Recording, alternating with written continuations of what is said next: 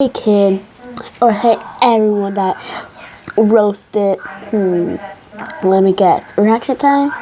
Is it called a stupid, like that little thick eyebrow boy?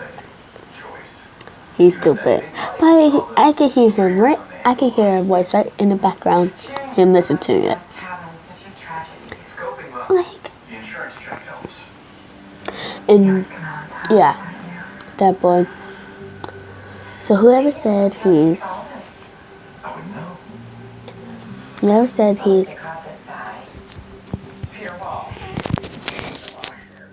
good,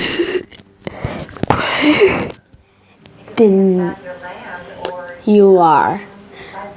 Cause I will never roast reaction time. If I roast reaction time, I would say you're stupid, dumb, ugly, and look like a monka bubba. But reaction time doesn't look nothing like that. I said he looks perfectly fine, nice, and yeah, I guess cute. Okay. Roast reaction time. You're getting roasted by your own butt. And by the way, look, whoever roasts reaction time looks like an ugly monkey with no fur.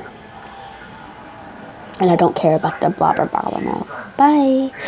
By the way, you too fat.